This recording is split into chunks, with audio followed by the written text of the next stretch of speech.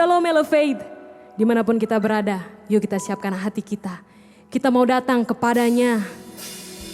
Ini setiap kami di hadapan-Mu Tuhan. Rindu kami untuk selalu bersekutu dengan-Mu. Dekat di hati-Mu.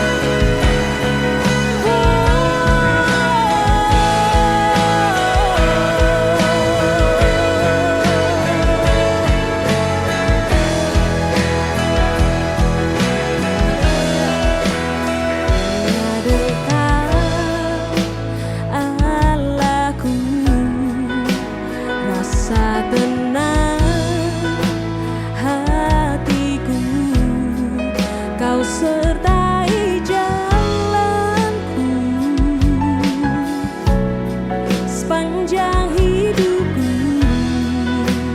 Kami mau katakan dengan sungguh di hadapan-Mu, hanya dekat padamu ada kekuatan baru. Kaulah keselamatanku.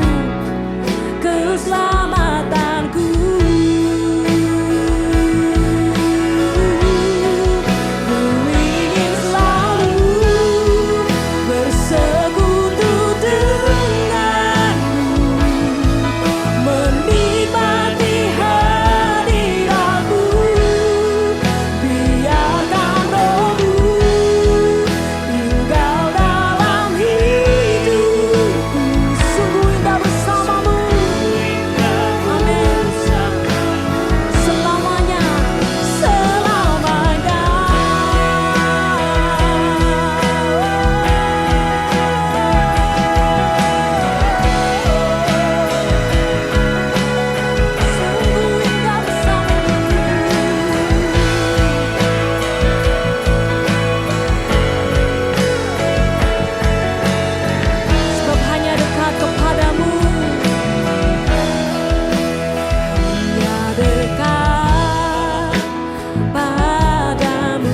kekuatan baru, ada kekuatan baru. Kaulah perlindunganku, keselamatanku.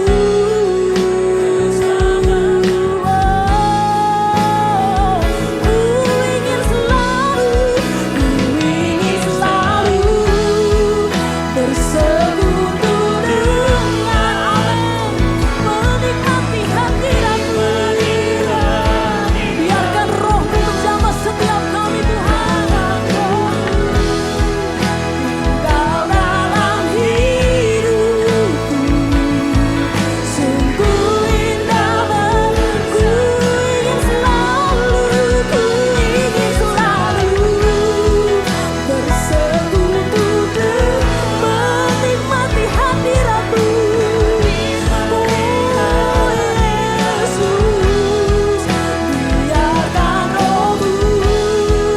tinggal dalam hidupku.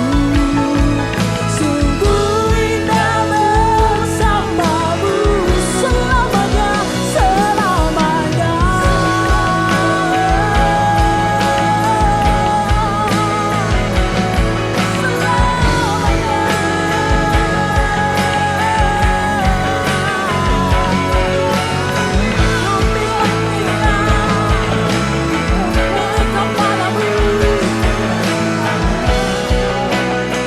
kita katakan dengan tulus. Ku ingin selalu bersekutu dengan Setiap hari dalam hidup kami Bapa. Amin. Dan biarkan Roh-Mu tinggal dalam hidup kami. tinggal dalam hidup. Sebab sungguh indah bersamamu. Ku ingin selalu bersekutu denganmu, menikmati hadirat-Mu. Biarkan Roh-Mu tinggal dalamku.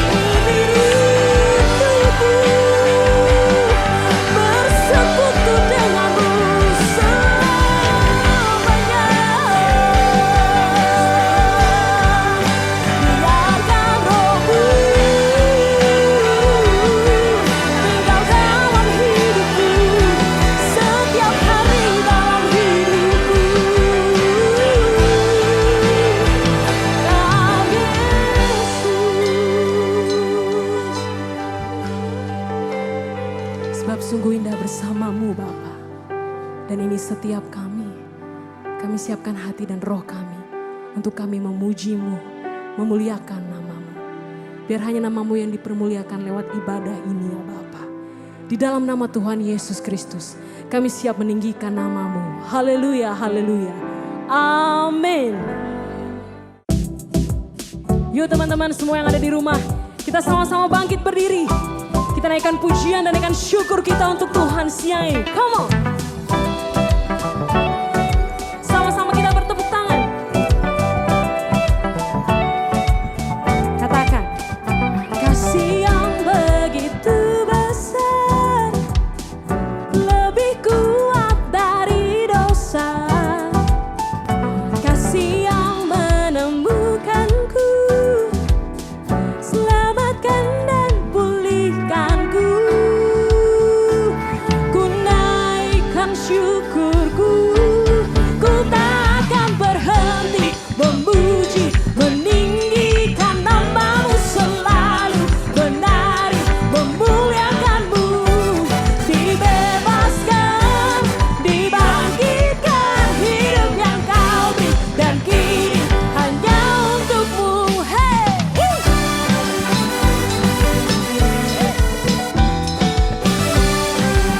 Kasih yang begitu besar, kasih yang begitu besar, lebih kuat dari dosa.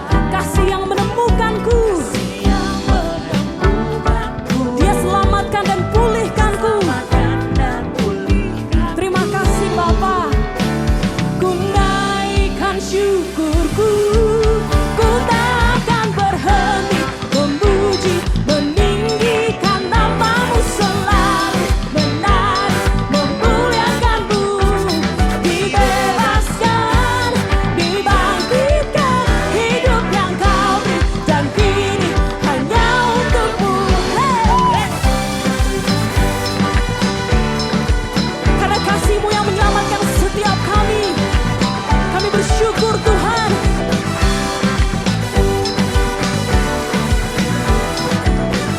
Sama-sama kita katakan dengan tulus, ku naikkan syukurku, ku naikkan syukurku. Hey!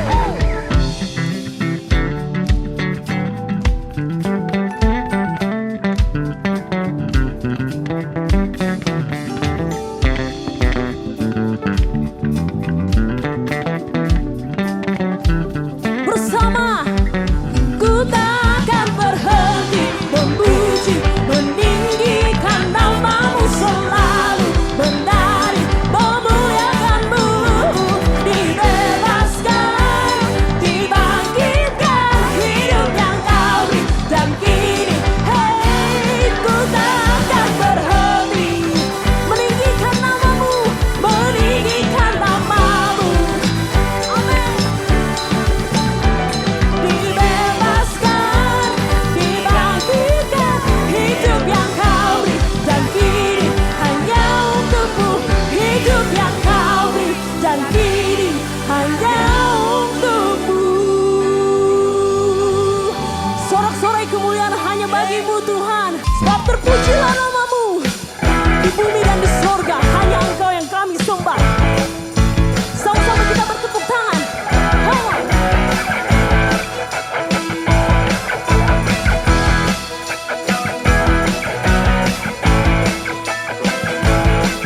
Bersama kita katakan, terpujilah nama-Mu. Come on. Terpujilah nama-Mu Tuhan, kuat dan penuh kemuliaan. Satu suara kami nyatakan, satu suara kami nyatakan kebesaran-Mu. Amin. Selamanya terpujilah nama-Mu, terpujilah nama-Mu Tuhan. Ajaib, ajaib dan penuh keajaiban.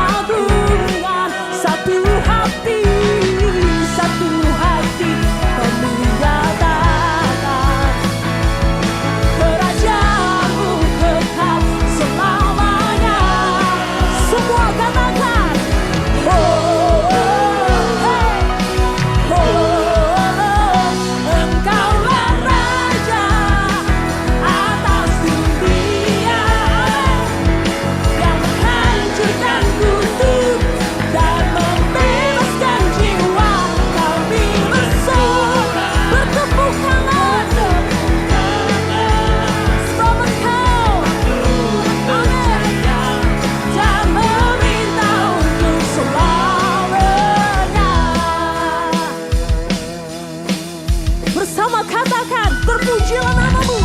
Terpujilah namamu Tuhan. Ajaib dan penuh keagungan, ajaib dan penuh keagungan. Satu hati menyatakan kerajaanmu selamanya.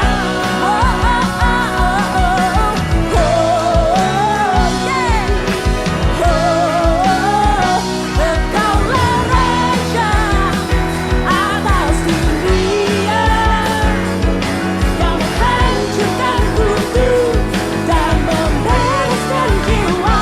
Kami bersorak bertepuk tangan. Engkau Tuhan berjaya dan meminta untuk. Engkaulah Raja atas dunia, yang menghancurkan kutub dan membereskan jiwa. Kami bersorak bertepuk tangan, sebab Engkau Tuhan Tuhan berjaya. Amin. Bersama kita katakan, Engkaulah Raja atas dunia, yang menghancurkan kutub dan membebaskan jiwa. Engkaulah Raja atas dunia, yang menghancurkan kutub dan membebaskan jiwa. Kami bersorak bertepuk tangan, sebab Engkau, amin, dan memerintah untuk selamanya.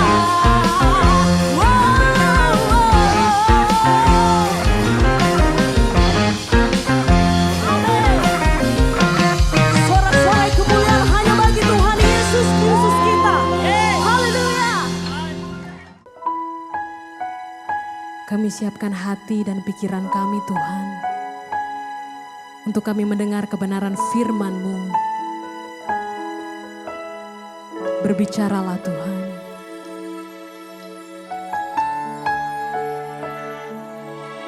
Bagi setiap kami.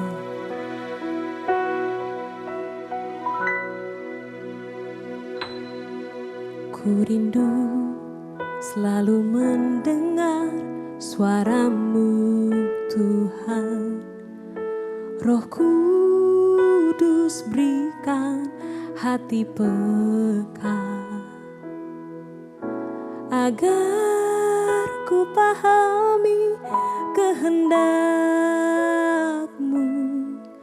dan turuti rencana-Mu.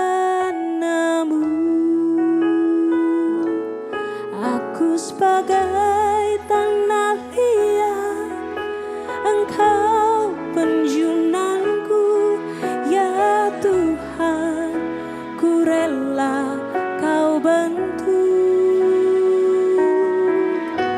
Lembutkan hatiku selembut kasih-Mu Yesus, ku berjalan di jalan-Mu.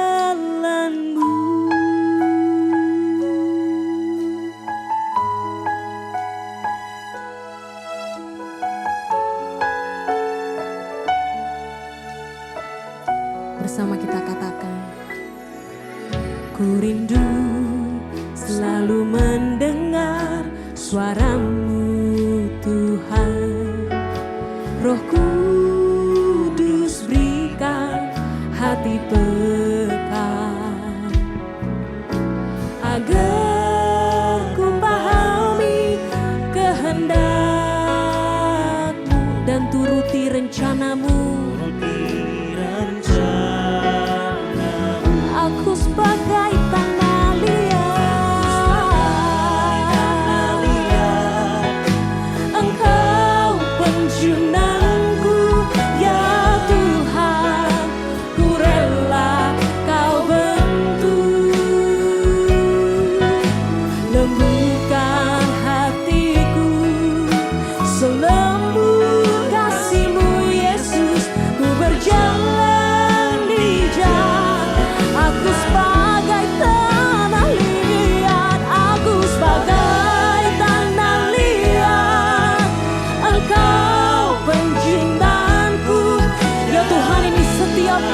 Bapa. Kami rela untuk Engkau bentuk. Lembutkan hatiku, selembut kasih-Mu Yesus. Ku berjalan di jalan, aku sebagai tanah liat. Engkau penjunan kami ya Bapa. Kami siap untuk Engkau bentuk Bapa. Lembutkan setiap hati kami. Lembutkan hatiku, selembut kasih-Mu Yesus. Ku berjalan di jalan, lembutkan hatiku, lembutkan hatiku, selembut kasih-Mu Yesus. Ku berjalan di jalan, lembutkan hatiku, lembutkan hatiku, selembut kasih-Mu Yesus. Ku berjalan di jalan-Mu.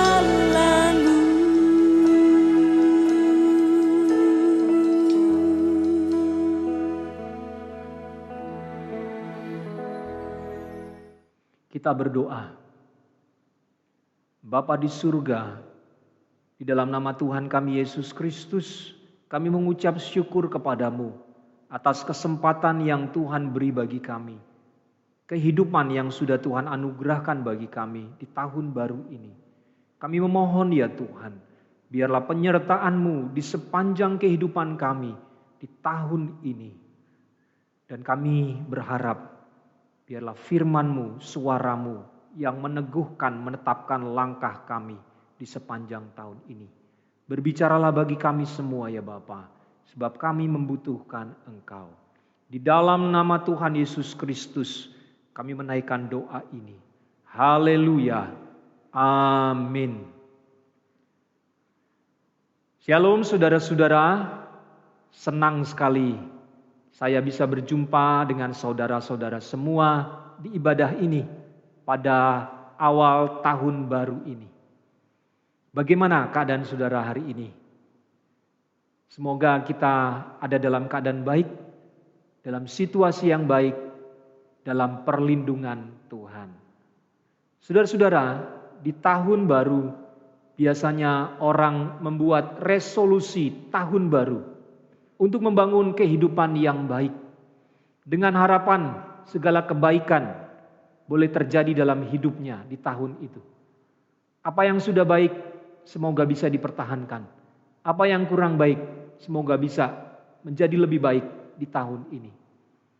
Untuk itu saudara-saudara, hari ini saya rindu untuk kita bersama-sama belajar tentang pengharapan di dalam Kristus Yesus.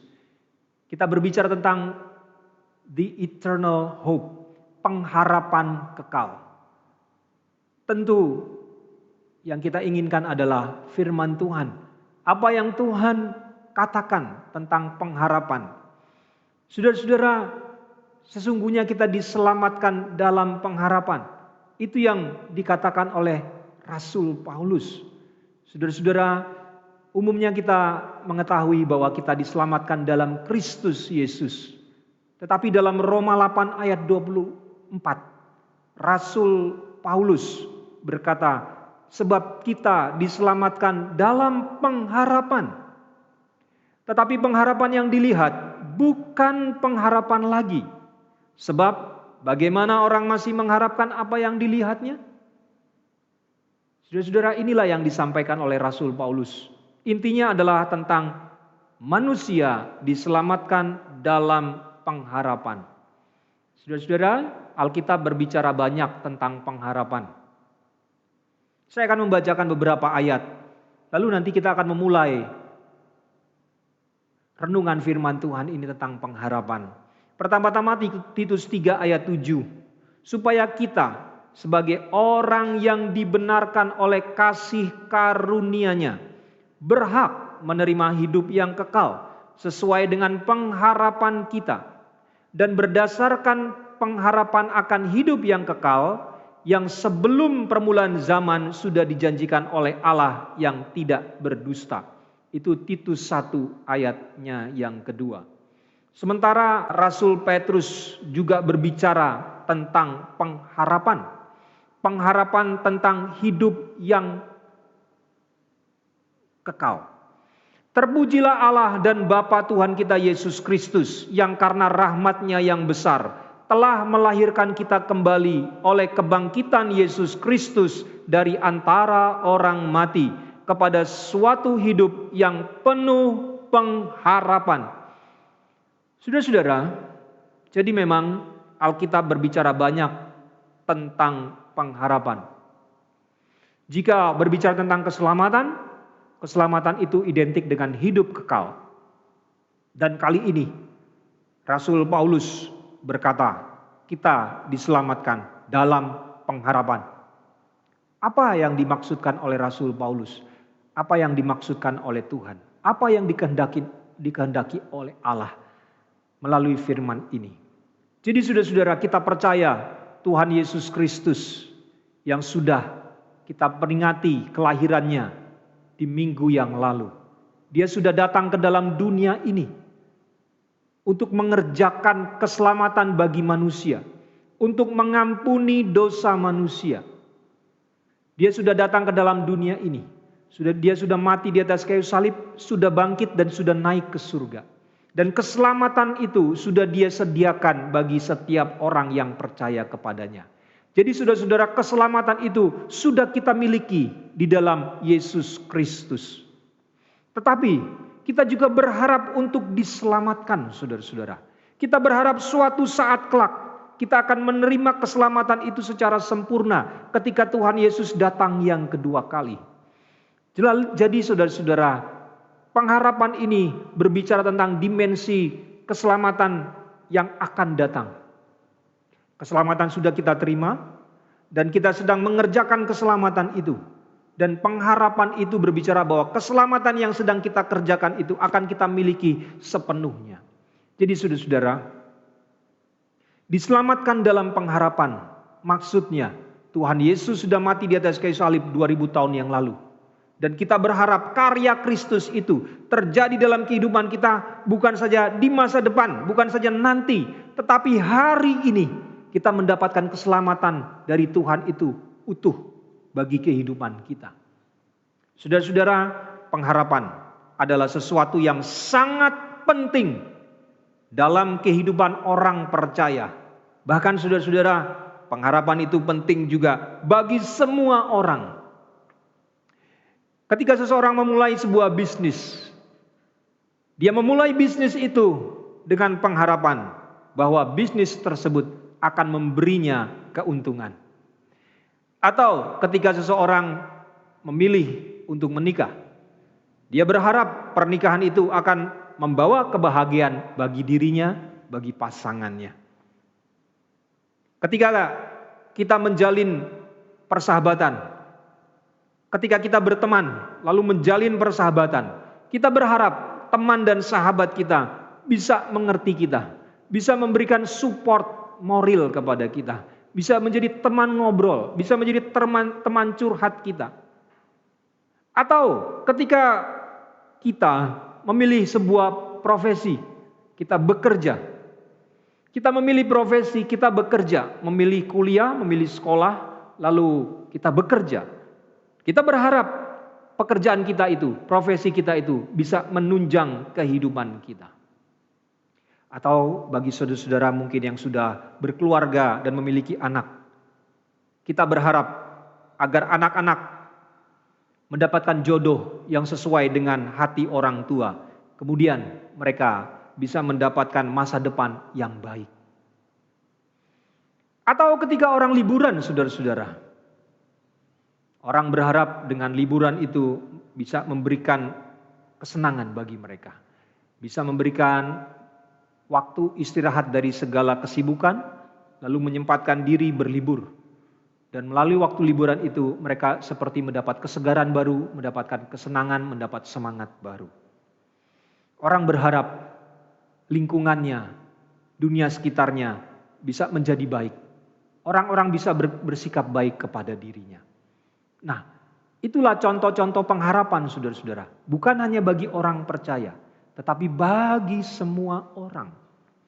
Masalahnya saudara-saudara, apa yang terjadi jika semua yang diharapkan itu ternyata tidak terjadi? Ketika apa yang kita harapkan ternyata tidak kunjung menjadi kenyataan. Ketika seseorang menjadi kehilangan harapan terhadap bisnis yang dia mulai, kehilangan harapan dalam pernikahannya, kehilangan harapan kepada suami, kepada istri, kepada anak-anak, kehilangan harapan kepada teman, sahabat, rekan kerja. Apa yang terjadi saudara-saudara? Kehilangan harapan terhadap segala sesuatu. Karena ketika kekecewaan itu masuk dalam diri seseorang, maka segala sesuatu terlihat tidak baik. Orang akan perlahan-lahan kehilangan harapan. Jika seseorang sudah kehilangan harapan di dalam kehidupannya, dia menjadi putus asa, hilang harap. Dan bahkan sangat mungkin terjadi dia akan kehilangan harapan akan hidup yang kekal itu. Dia tidak lagi memiliki eternal hope, pengharapan hidup kekal, pengharapan kekal itu. Dia memasuki sebuah kehidupan, hidup tanpa harapan dan tujuan. Itu yang terjadi jika orang kehilangan harapan. Hidup tanpa makna, hidup yang kosong, hidup dalam kekecewaan, dalam tekanan. Saudara-saudara, ini adalah situasi yang sangat berbahaya bagi jiwa kita. Secara psikologis, ini berbahaya bagi kita.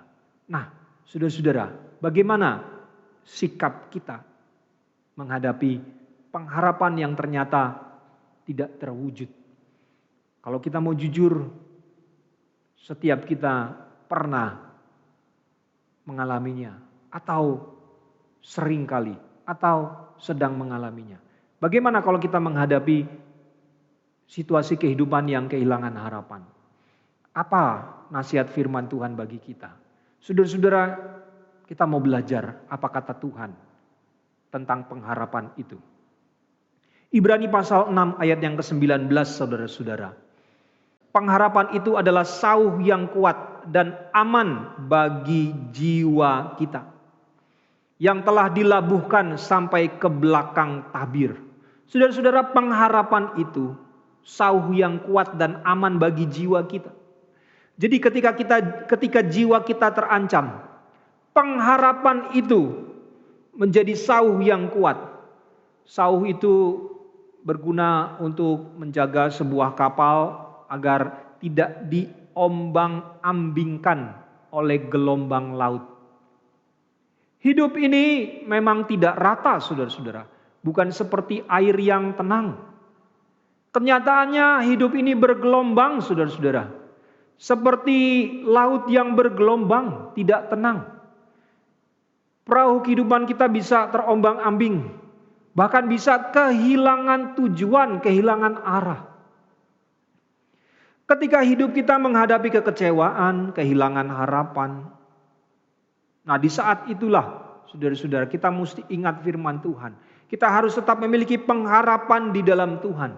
Sebab pengharapan itu yang akan membuat kehidupan kita menjadi tenang. Di tengah-tengah gelombang laut kehidupan kita, kita tetap tenang.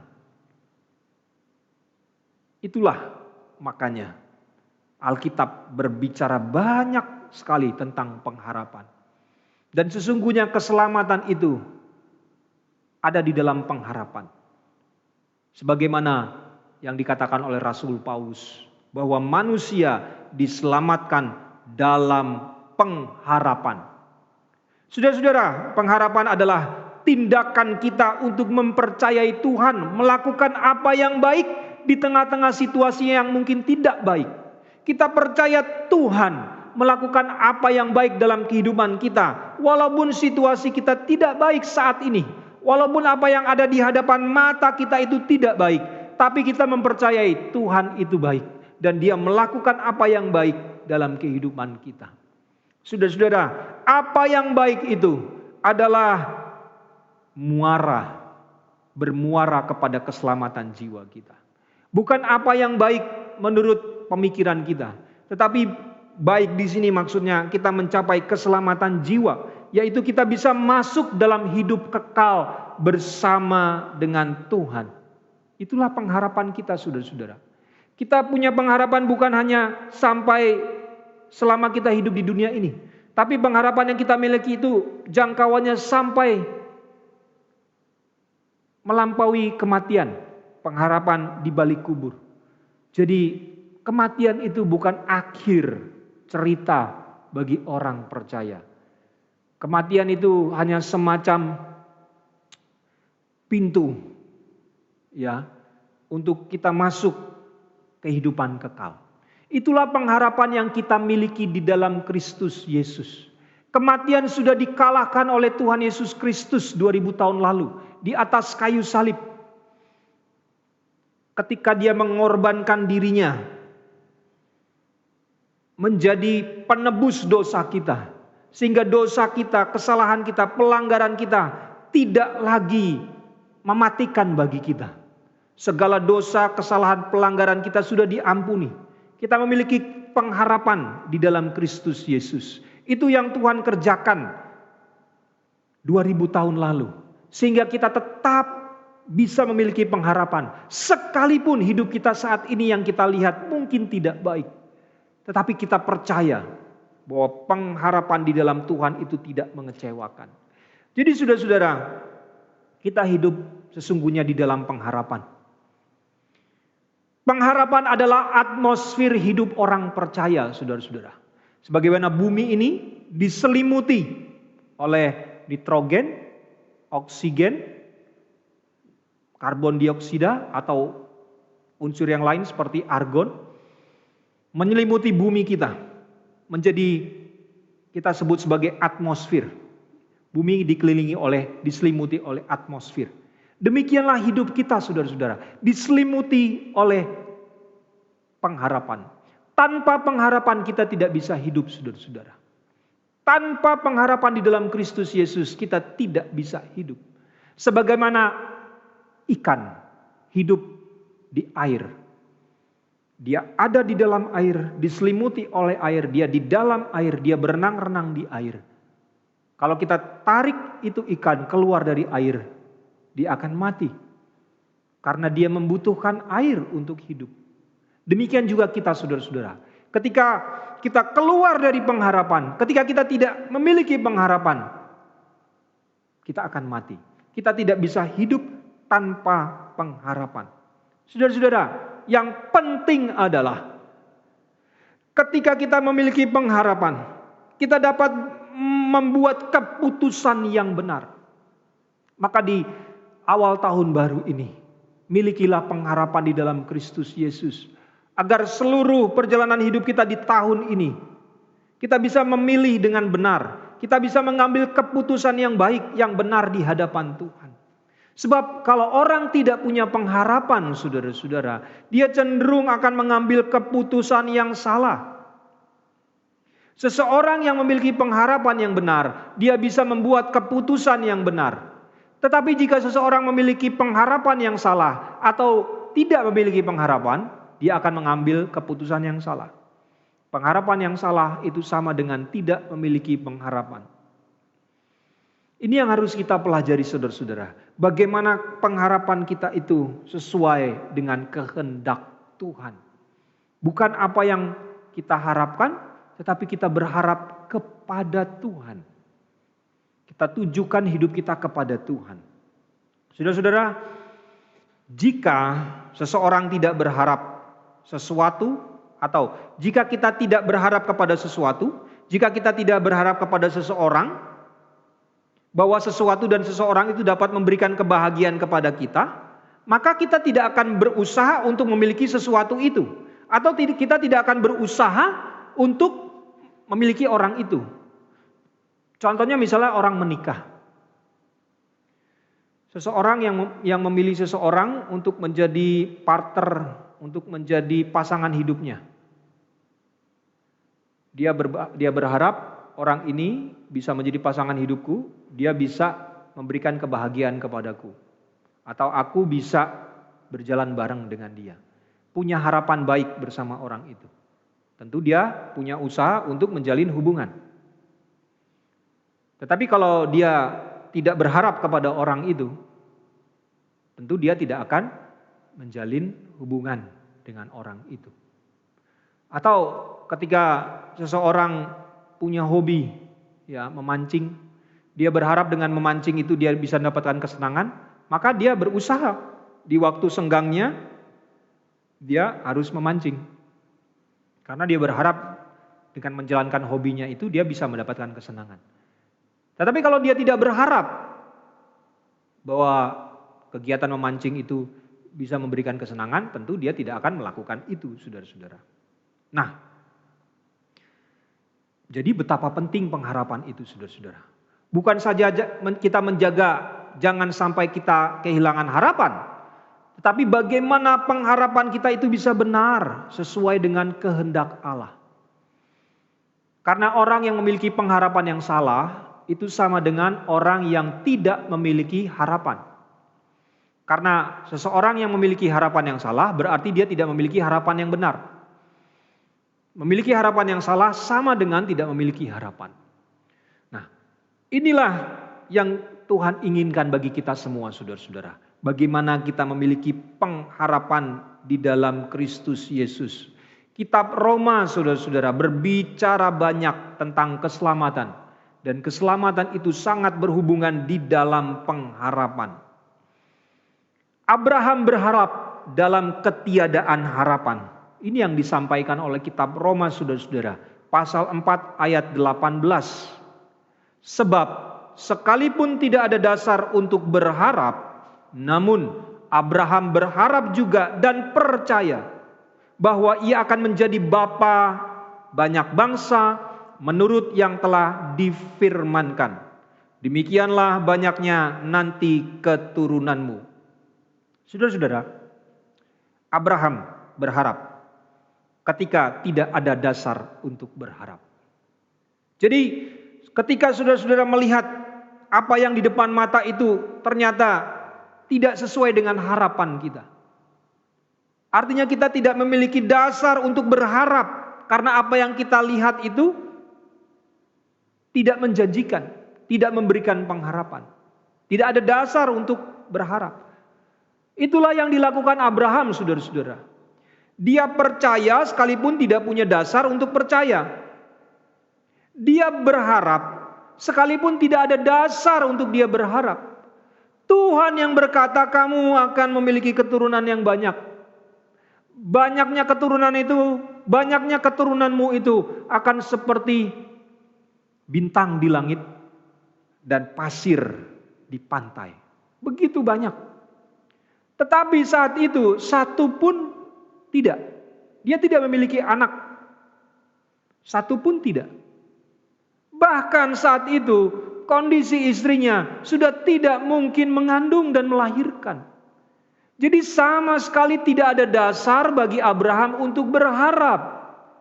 Tetapi justru di saat itulah saat yang tepat untuk berharap. Seperti yang difirmankan oleh Tuhan. Jadi saudara-saudara, mari kita lihat pengharapan apa yang kita miliki. Kalau pengharapan kita tidak sesuai dengan firman Tuhan, maka pengharapan kita itu salah, saudara-saudara. Sama dengan tidak punya harapan sama sekali. Dasar kita berharap itu apa? Jadi seperti ini, saudara-saudara. Apa dasar kita berharap? Apa yang menimbulkan pengharapan dalam hati kita?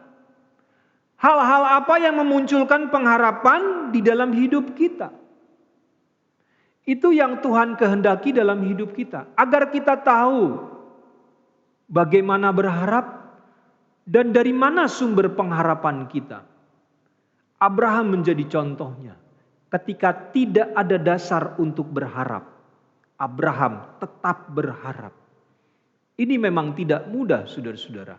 Bukan sekedar teori, tetapi harus menjadi kenyataan hidup. Harus kita alami, saudara-saudara.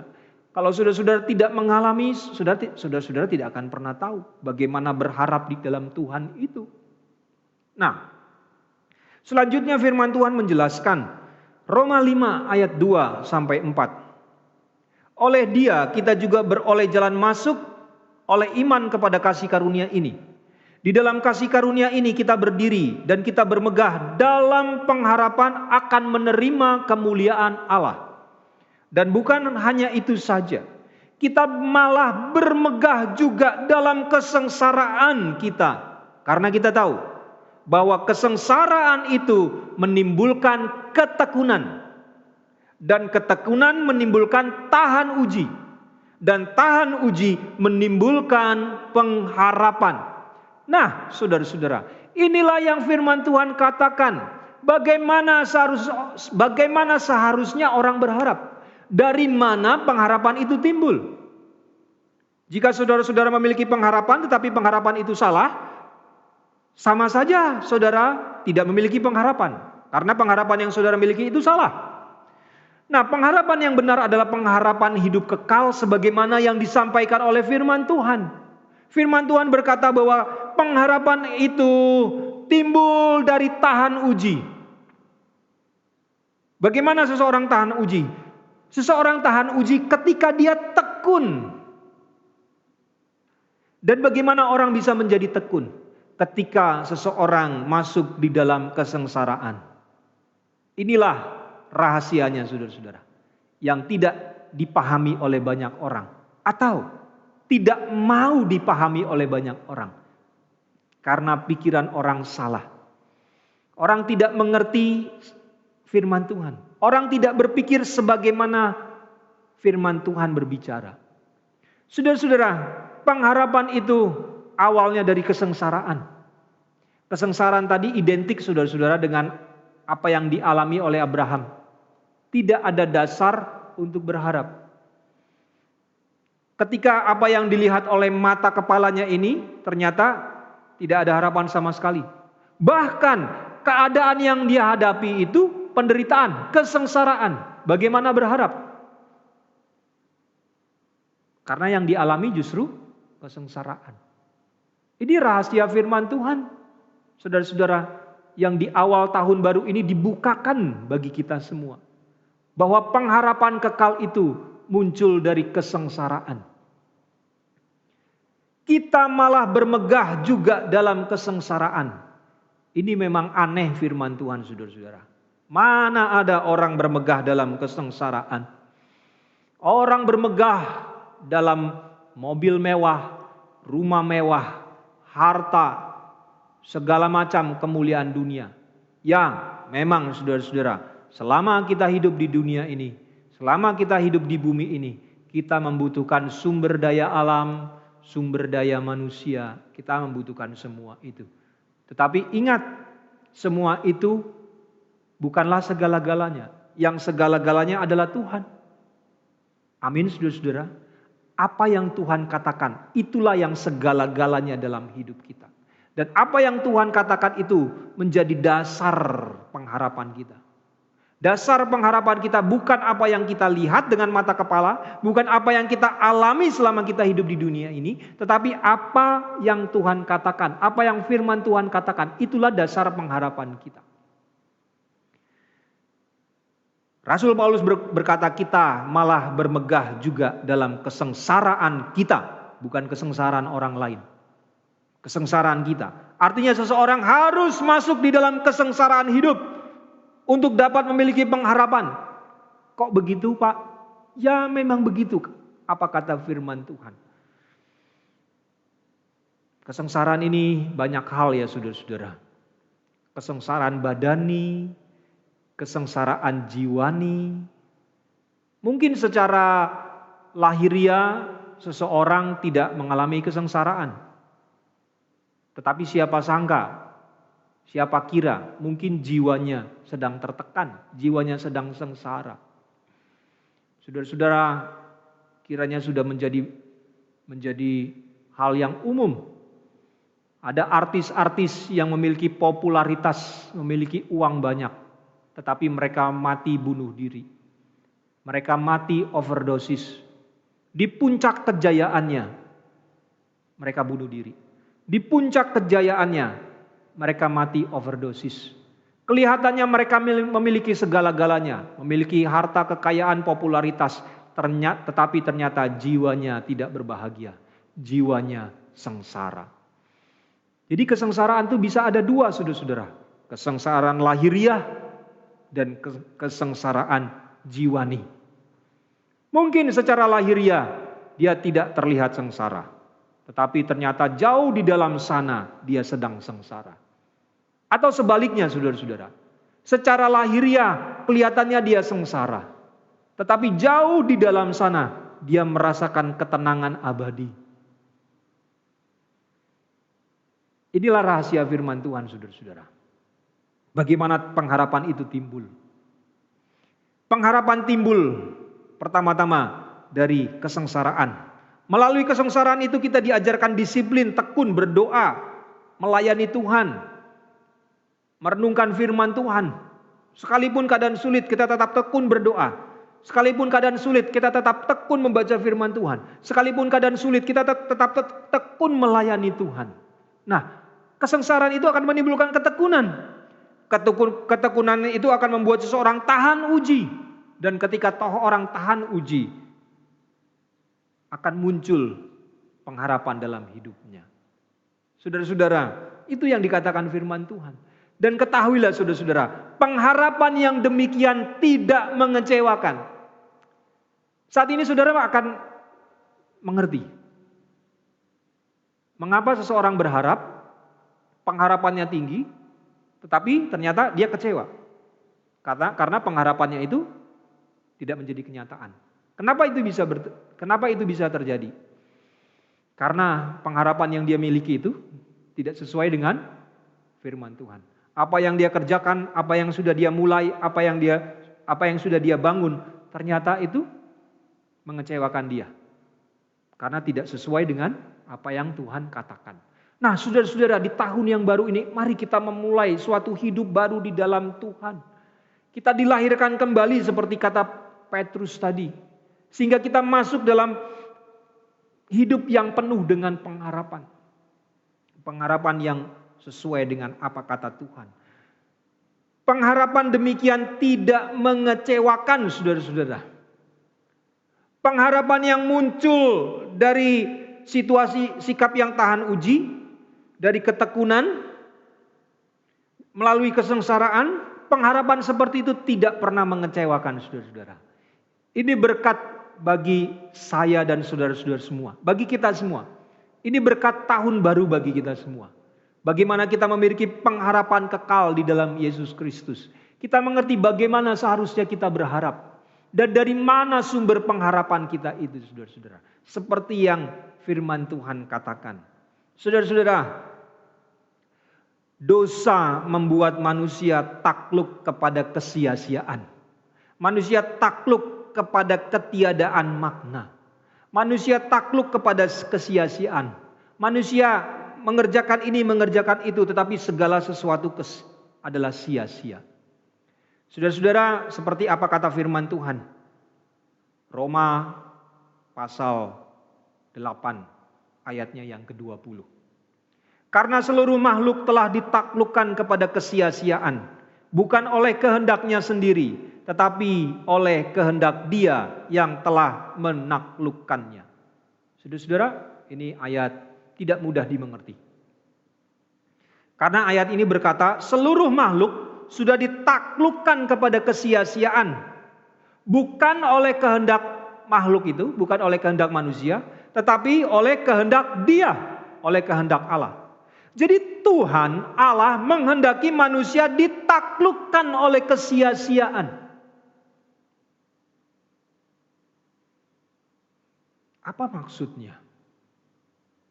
Kenapa Tuhan yang baik itu menaklukkan manusia kepada kesia-siaan? Apa maksudnya?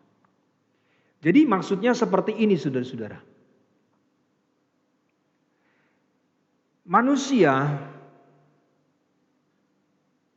bagaimanapun juga akan dibawa kepada kekecewaan terhadap dunia ini, barulah dia bisa berharap kepada Tuhan.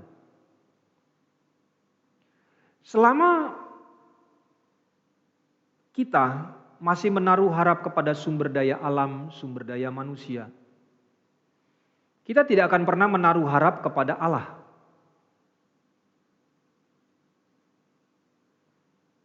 Itu yang dimaksudkan oleh firman Tuhan. Bahwa Allah menghendaki seluruh makhluk ditaklukkan kepada kesia-siaan. Jadi itulah alasannya mengapa seluruh hukum Taurat itu disimpulkan di dalam satu hukum kasih. Kasih kepada Allah dan kasih kepada sesama. Kasih, saudara-saudara. Jadi seseorang ketika dia mengasihi Tuhan, dia akan memiliki pengharapan yang benar.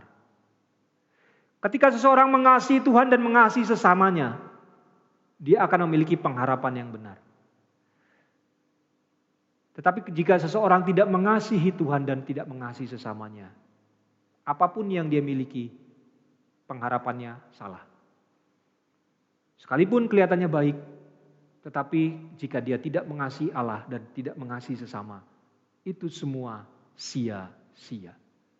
Jadi saudara-saudara, penderitaan itu menghasilkan pengharapan. Kesengsaraan itu menghasilkan pengharapan. Kenapa? Bukan berarti Allah menghendaki kita sengsara dan menderita. Bukan. Allah hendak mengingatkan kita, saudara-saudara. Kamu tidak bisa berharap kepada dunia ini. Kamu hanya bisa berharap kepadaku, kata Tuhan.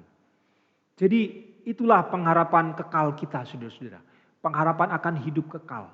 Ketika kita punya sauh yang kuat ya, bagi perahu hidup kita. Di tengah kehidupan yang bergelombang, seperti laut yang bergelora, kita tetap bisa tenang, aman dan nyaman. Karena kenapa? Karena kita ada di dalam kasih Tuhan. Karena kita mengasihi Tuhan, saudara-saudara. Amin, saudara-saudara. Itulah kunci pengharapan kekal di dalam Kristus Yesus. Pengharapan yang muncul karena kita memiliki kasih kepada Tuhan. Seseorang yang tidak memiliki kasih kepada Tuhan, dia akan berharap kepada hal yang lain, bukan kepada Tuhan sendiri. Tidak mungkin seseorang bisa mengasihi Tuhan jika dia mengasihi dunia ini. Sama saudara-saudara, tidak mungkin orang berharap kepada Tuhan jika dia masih berharap kepada hal yang lain. Saudara-saudara, inilah yang menjadi sauh yang kuat di dalam kehidupan kita yang bergelombang ini, yang penuh dengan pergumulan, yang penuh dengan rintangan, yaitu pengharapan kita. Kita diselamatkan dalam pengharapan. Sekalipun kehidupan kita bergelora, tetapi kita tetap bisa selamat karena kita berharap kepada Dia yang selalu setia dan pengharapan kita tidak mengecewakan. Saudara-saudara, kita memiliki pengharapan yang kokoh. Bahkan di tengah gelombang dan goncangan hidup ini. Berbagai kesukaran hidup yang harus kita alami. Tidak membuat kita kehilangan pengharapan. Sebab melalui firman-Nya, Ia terus-menerus memberikan semangat. Memberikan kekuatan baru kepada kita. Sehingga kita tetap bisa berharap dalam kondisi tanpa harapan sekalipun. Inilah indahnya jika kita hidup di dalam Tuhan. Kita tetap bisa berharap kepada Dia. Sekalipun kita berada dalam kondisi yang tidak memiliki harapan. Puji Tuhan saudara-saudara. Biarlah iman kita tetap teguh di dalam Kristus Yesus. Kita memiliki pengharapan yang kuat di dalam Dia. Puji Tuhan saudara-saudara. Kiranya firman Tuhan ini boleh menjadi pegangan hidup kita di sepanjang hari-hari hidup kita di tahun yang baru ini. Amin buat firman Tuhan. Mari saudara-saudara kita berdoa. Kembali kami datang kepadamu ya Bapa, menaikkan ucapan syukur kami akan kebaikan Tuhan, akan firman-Mu. Tuhan, Engkau menyapa kami satu persatu. Di tengah-tengah pergumulan hidup kami masing-masing, Tuhan menolong kami, meneguhkan iman percaya kami. Dan kami memiliki pengharapan yang kokoh di dalam Engkau. Sebab Engkau sendiri yang sudah berbicara kepada kami, meneguhkan iman percaya kami. Terima kasih Tuhan buat keselamatan yang Tuhan beri. Kami mengucap syukur kepadamu atas karya-Mu dalam kehidupan kami. Dan terus kami mempercayakan hidup kami ke dalam genggaman-Mu ya Bapa. Inilah doa kami, inilah ucapan syukur kami kepadamu ya Tuhan. Di dalam nama Tuhan Yesus Kristus kami menaikkan doa ini. Haleluya. Amin. Bagi saudara-saudari yang terpanggil untuk mendukung pelayanan Elevate dapat memberikan persembahan ke rekening BCA KCU Pluit nomor 16865333388. Sekali lagi 16865333388 atas nama GSKI Pluit. Saudara dapat juga menggunakan aplikasi BCA Mobile untuk men-scan QR Code yang tampil di layar. Saudara-saudari juga dapat memberikan persembahan melalui aplikasi-aplikasi yang menerima QRIS seperti GoPay, Dana, OVO, Oktomobile CMB Niaga, Permata Mobile X, dan sebagainya. Dengan aplikasi-aplikasi tersebut, saudara dapat men-scan QR Code yang tampil di layar. Terima kasih atas dukungan persembahan saudara. Tuhan Yesus memberkati.